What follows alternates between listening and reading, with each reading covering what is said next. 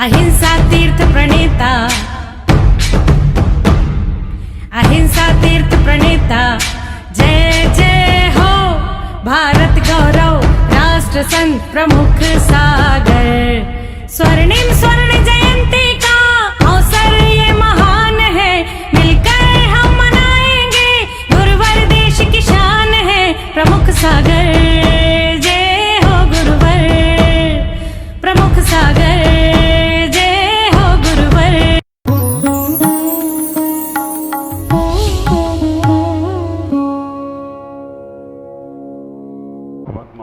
जीवन की व्यवस्थाएं, जीवन की अनुकूलताएं, जीवन की चर्याएं अनादिकाल से चल। पंडित दौलत राम जी शहडाला में कह भी दिए, ताही सुनो भव मन थान आन, जो चाहो अपनो कल्याण, मोहो महा मद पियो अनादि, भूल आपको। अनादिकाल की जो व्यवस्थाएं हमारे साथ चल रही हैं और वो अनादि काल तक ही चलाने की हमने व्यवस्था बना रखी है, क्योंकि हम उस मोह को नहीं समझ पा रहे हैं जिसके कारण से जो संसार का चक्र चल रहा है ये मोह के कारण से चल रहा है। इष्टोपदेश में हमारे पूज्यपाद स्वामी बहुत सुंदर सी कारिका कहते हैं। मोह के संबंध में हमारे इष्टोपदेश में पूज्यपाद स्वामी कहते हैं, मोहेन समृतम ज्ञानम स्वभावम लभते नातु, मत्तापमान पदार्थानाम इथा मदन को देवे। पूज्यपाद स्वामी यहां पर कह रहे हैं कि मोहोन समृतम ज्ञानम, मोह हमारे ज्ञान को ढक देता है। जैसे ही मोह के काले बादल आते हैं तो सूर्य रूपी ज्ञान ढक जाता है। अब मोह जो आता है तो वो ज्ञान को ही नहीं ढक रहा है, स्वभावम लभते नाही, आपको आपके स्वभाव का भी ज्ञान नहीं होने दे रहा है, ये मोह है। और कह रहे हैं मत्तापमान पदार्थानाम, मोही व्यक्ति की दृष्टि कैसी है। मत्ता पुमान पदार्थानाम, जो व्यक्ति शराब पी लेता है, पुमान माने पुरुष मदमत हो जाता है। शराब पीने वाले को होश नहीं रहता है कि मैं सही बोल रहा हूं या गलत बोल रहा हूं। इथा मदन को दिर्भी, नशा करने वाले व्यक्ति को पता नहीं चलता है कि वो सही बोल रहा है या गलत बोल रहा है। ऐसे ही मोही व्यक्ति को पता नहीं चलता है कि मैं सही बोल रहा हूं या गलत बोल रहा हूं। तो आप विचार करके रखना, जैसे जैसे मोह के काले बादल तुम्हारे ऊपर छाते हैं, वैसे वैसे हमारा ये जीवन ज्ञान रूपी सूर्य अंधकार में चला जाता है और हमारा जो आत्मा का स्वभाव है हमें प्राप्त नहीं होता है। हमारे जीवन में हमें क्या प्रयास और क्या पुरुषार्थ करना चाहिए, आप इतना ही विचार करो। संसार में जो लोग भी आप आए हैं, आप बड़े पुण्यशाली हैं, सौभाग्यशाली हैं। इसलिए पुण्यशाली और सौभाग्यशाली हैं कि हम संसार में कर्म काटकर निर्वाण को जाने के लिए आए हैं। अनादिकाल से इसी संसार के रेट चक्र में चल रहे हैं और फिर इसी में हम चले जाएं तो हमारा संसार में जन्म लेना हम सबसे बड़ा दुर्भाग्य होगा। आप ख्याल करके रखो, आपके पास थोड़ा सा ही समय है और इस थोड़े से समय में हम अपने आप को कैसे व्यवस्थित करके संसार से पार जाने की व्यवस्था बना लें। डूबते को तिनके का सहारा है, ऐसे ही आपको संसार में डूबने के लिए मनुष्य पर्याय एक सहारा है। अगर इस मनुष्य पर्याय के सहारे को समझकर आपने अपने स्वभाव को जानने का प्रयास किया तो आप विचार करके रखना, बार बार इस संसार में आना नहीं पड़ेगा और आप अपने स्वभाव को छोड़कर दूसरे के स्वभाव में लग गए, दूसरों की क्रिया में लग गए, दूसरों की चर्याओं में लग गए, आप विचार करना, हमारे आचार्यों ने एक बहुत सुंदर सी बात कही। हमारे आचार्य कहते हैं, उत्तमा स्वात्म चिंता, शरीर चिंता मध्यमा, काम चिंता अधमा, पर चिंता धमा धमा। अब आप विचार करो, आप कौन सी चिंता करते हो? हाँ, धमा धमा वाली, मध्यमा वाली, उत्तमा वाली या अधमा वाली? आत्मचिंता उत्तमा, आत्मा की चिंता कर रहे हो, ये उत्तम है। शरीर की चिंता मध्यमा, काम की चिंता अधमा, और पर की चिंता धमा धमा। तीसरी वाली चिंता, ये सौदर्म इंद्राणी क्या बोल रही है? अब भाई सौदर्म का नाम पप्पू हमें मालूम पड़ गया है, पप्पू ही बोलेगी। आप विचार करके रखना, हमने यहाँ महावीर जयंती की थी दुलियान को छोड़कर, तब इनको दोनों को सौदर्म इंद्राणी बनाया था, इंद्र इंद्राणी। तब से यही नाम याद है मुझे, और कोई दूसरा नाम ही नहीं आता है। बोले महाराज बार बार सौदर्म मत बोलो, नहीं तो मैं रियल में बन जाऊंगा, अभी तो पप्पू बोलो मेरे। ख्याल करके रखना, आज 99% लोग धमा धमा में लगे। आप अपने आज की डायरी बनाकर देखो, सुबह से शाम तक हम आपसे, अगर कोई इतने लोग यहां बैठे हैं, इनसे कहूं कि 5 मिनट केवल आप अपने बारे में बोलो, 5 मिनट केवल अपने बारे में, जिसमें और किसी का बखान नहीं आना चाहिए। बोल सकता है कोई? आप कहीं अपने परिवार को ले आओगे, कहीं अपने हुनर को ले आओगे, कहीं अपनी योग्यता को लाओगे, कहीं अपने गुरु को ले आओगे, 5 मिनट भी आप अपने बारे में बोल भी नहीं पा रहे हो और सोच भी नहीं पा रहे हो। हमारे आचार्यों ने तो कहा ही है, लेकिन अन्य ज्ञानी मनीषियों ने भी कहा है, एक घड़ी आधी में पुनियाद, तुलसी संगत साधु की हरें कोटि अपराध। आप विचार करके रखना, अगर आपको अपनी आत्मा का चिंतन मनन आधा 5 मिनट भी करते हो, आपको बहुत उल्लास आएगा। शरीर के भी नखरे हैं, आत्मा के कोई नखरे नहीं है। सबसे ज्यादा आपका साथ देने वाली है तो आत्मा। आप विचार करके रखना, अगर कोई गलत काम तुम करो तो तुम्हारे, अगर उस गलत काम में पकड़ जाओ तो परिवार के लोग साथ छोड़ देते हैं। शरीर के साथ कुछ गलत व्यवहार करो, है ना, सर्दी हो रही है आइसक्रीम खा लो, गर्मी हो रही है और कुछ उल्टा सीधा खा लो, शरीर तुम्हारा साथ छोड़ देता है। लेकिन आत्मा कहती है कि तुम अगर गलत भी कर रहे हो तो भी मैं तुम्हारे साथ सर्दी जुकाम में भी साथ दूंगी, और तुमने पाप करके नरक गए ना तो नरक में भी मैं तुम्हारे साथ हूं। उस आत्मा का थोड़ा सा चिंतन मनन कर, कैसे करना जो शाश्वत तुम्हारे साथ है। ख्याल करना, हमें कम करना पड़ेगा अपना मोह, और मोह के कारण से आदमी अपनी बुद्धि को इतनी विपर्य में ले जाता है, उसे सही और गलत का ज्ञान ही नहीं रहता है। मोहिन समृतम ज्ञानम, मोह के कारण से उसका ज्ञान ढक जाता है। आप विचार करना, अगर तुम्हारा मोह अपने व्यापार के लिए है, अपने सामान के लिए है, तो दूसरे का माल अच्छा भी खराब हो जाता है। आप विचार करना, दूसरे का माल कितना भी अच्छा हो, मिंटो भाई, हाँ, पड़ोसी का माल अच्छा वाला हो, लेकिन हमें अपना माल बेचना है तो हमारा माल जैसा माल कोई हो ही नहीं सकता।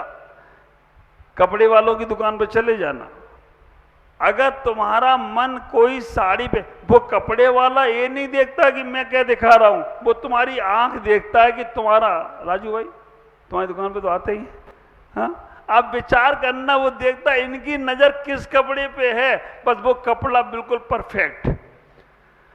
तो मोह की परिणति हमारी ऐसी हो गई है कि हम अच्छे बुरे का ज्ञान नहीं कर पाते हैं। आप विचार करना, अगर हमारी मोह की परिणति ऐसी ही रही, सही और बुरे का ज्ञान नहीं करा पाए, तो अनादि काल से संसार में फंसे थे और फंसे ही रहेंगे।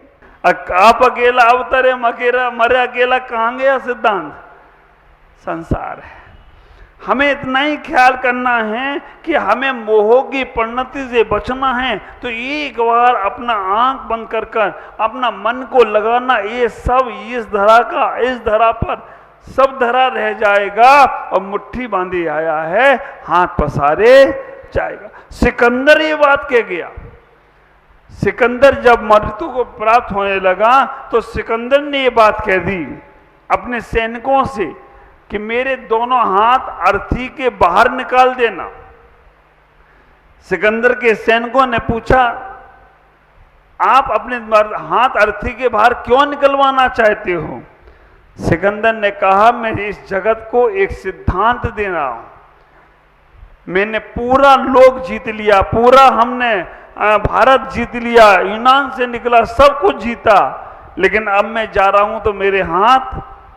सिकंदर जब जहां में था तो हौसले आली थे।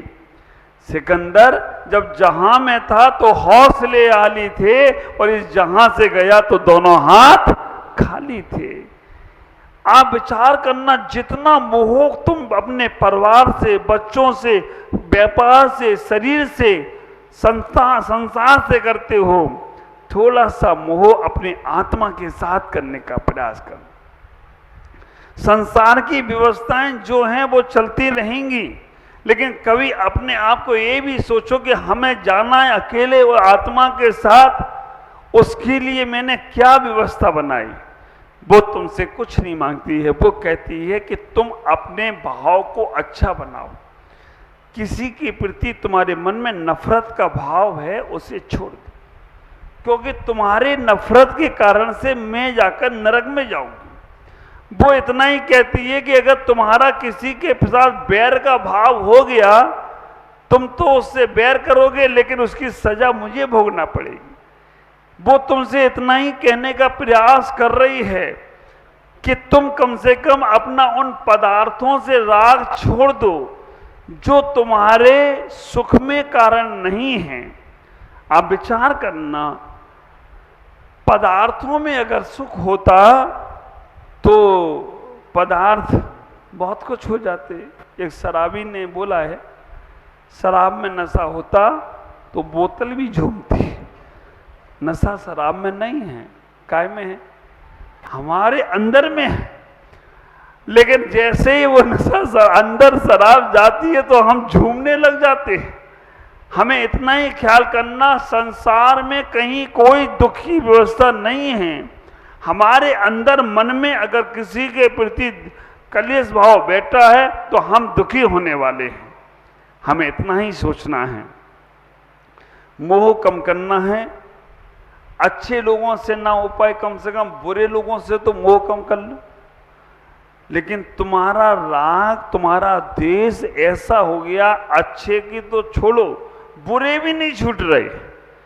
आपकी कोई बात नहीं मानता है, आपका साथ कोई नहीं देता है, आपकी क्रिया कोई गलत हो रही है, उस गलत क्रिया के कारण से आपको तकलीफ है, परेशानी है, लेकिन आपकी जिद्दी इतनी है, परेशान हूं तो हो जाऊं, लेकिन मैं ये नहीं छोड़ूंगी, मैं ये नहीं करूंगी। आप विचार करना, आपकी तकलीफ आपको परेशान कर रही है तो कम से कम उस क्रिया, उस चर्या को छोड़ने का प्रयास करो। आपसे इतना ही कहूंगा कि अपने जीवन में मोह से बचकर अपने मोक्ष की व्यवस्था बनाओ। थोड़ा थोड़ा अपने जीवन को व्यवस्थित बनाने का प्रयास करो। मैं अगर आपसे पूछूं, सबसे प्यारा तुम्हारा धन दौलत है, रास्ते से जा रहे हो, धन को 11वां प्राण माना है। आचार्यों ने कह दिया धन 11वां प्राण है। हमारे शरीर में 10 प्राण है। कितने प्राण हैं? 10। किसको मालूम है कौन कौन से 10 प्राण है? हमारी इंद्राणी को सब मालूम है। 5 इंद्रियां, ये 5 प्राण, मन बल, वचन बल, कायबल ये 3 प्राण, आयु और श्वास श्वास ये 10 प्राण हमारे पास हैं। 11वां प्राण कौन सा है? बाप बड़ा ना भैया, ये 11वां प्राण। आप रास्ते से जा रहे हो, पैसे की थैली अपने छाती से लगा रखी है और थैली की छाती से लगा रखी है और रास्ते में कोई मिल जाए, वो कह रहा है कि पैसा देते हो या तुम्हारे प्राण ले लूं, क्या छोड़ोगे तुम? कहो पैसा ले जाओ, प्राण मेरे बचा दो। अच्छा, उसके बाद आप अपने पत्नी और बच्चों के साथ जा रहे हो और पत्नी और बच्चों के साथ जा रहे हो, आपको पत्नी भी प्यारी है, बच्चे भी प्यारे हैं। रास्ते में कोई मिल जाए, वो कहे कि तुम पत्नी को लेना चाहते हो या बच्चे को लेना चाहते हो, दोनों में से एक मिलेगा, बोलो क्या करोगे? क्या लोगे? हैं? पत्नी ले लो, बच्चा तो बाद में भी आ जाएगा। आप विचार करके रखना, अगर बच्चे को लिया पत्नी नहीं मिलेगी तो क्या होगा? मोह खत्म। जिस बेटे के लिए तुम इतना किए थे, डेथ आ गया, उसने कहा मैं 3 में से 2 ही को छोड़ूंगा, पत्नी चाहिए या बच्चा चाहिए? आप कहोगे कि भाई पत्नी हमें दे दो, कम से कम बेटे को तुम जो भी करना है कर लो, भाई अब क्या करूं। तो पूरा आखिरी मुकाम पर, वैसे तो लड़ोगे, बच्चे के भी लड़ती हैं माँ पिता। अब पति पत्नी जा रहे हैं और डेथ फिर दूसरा आ गया, है ना? दीमापुर में यही चलता है, एक अंडरग्राउंड वाले को दे दो तो दूसरा आ जाता है डेथ। वो कहता निकालो वो लाला, कितना तुम्हारे पास है, सबको ही देना पड़ता है। दीमापुर वाले बैठे हैं, ये एक को नहीं खुश करते, ये 30-40 को खुश करके रखते, तब कहीं जाके दीमापुर में रह पाते। अब दूसरा डेथ आ गया, उसने कहा पति पत्नी में से दोनों में से एक रहेगा, तुम्हें बचना है या पत्नी को बचना है? उसने कहा अगर मैं रहूंगा तो दूसरी भी शादी कर लूंगा, और मैं चला गया तो ये पता नहीं किसके भाग भरोसे रह जाएगी। तुम कहते ले जाओ इसको, वैसे तुम लोग नहीं कहते हो, लेकिन फिर भी वो डेथ ने कहा था तो उस आदमी ने कहा ले जाओ। उसको पत्नी का भी मोह कम हो गया। अब आप विचार करके रखना, आप अपने शरीर को बहुत ज्यादा प्यार करते हो। डेथ अगर आपसे कहे कि आपके हमें हाथ पैर दे दो या आप अपना सर दे दो, हाथ पैर दो या सर दो, क्या दोगे आप? कहोगे हाथ पैर ले जाओ, सर रहेगा तो फिर हम कुछ तो जी पाएंगे। हाथ दे देते हो, पैर दे देते हो, सर तुम्हारे पास है। अब आप विचार करके रखना, तुम्हारा वो कैसे कैसे कम होता जा रहा है। अब अगर वो डेथ तुमसे कहे कि तुम्हें आत्मा चाहिए या शरीर चाहिए, तब क्या कहोगे? शरीर को लेकर क्या करेंगे? आत्मा ही नहीं होगी तो आखिरी में तुम शरीर से छोड़कर आत्मा पे आ जाते हो। बस यही बात मैं कह रहा हूं, संसार का पदार्थ ऐसे छोड़ दो, आत्मा पे आ जाओ, उसी दिन परमात्मा बन जाओ, तो कोई आश्चर्य की बात नहीं। ये डेथ और कोई नहीं है, काल रूपी डेथ घूम रहा है तुम्हारे साथ। थोड़ा थोड़ा मोह हमें कम करना है, हमें छोड़ना नहीं है। इनके प्रति जो आसक्ति का भाव है, जो हमारे मन में ये बैठा इनके बिना मेरा कुछ नहीं हो सकता, बस इस दशा भाव को कम करो। सेल्फ अपने ऊपर इतने मजबूत रहो, कहीं कोई सामने वाला ना मिले तो भी आप अपने अपने कल्याण में लग सको।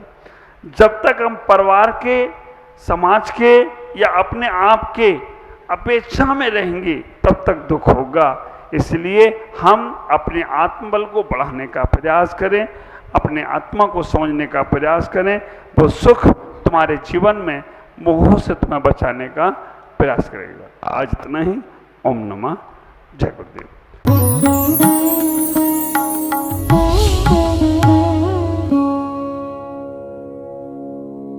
राष्ट्रीय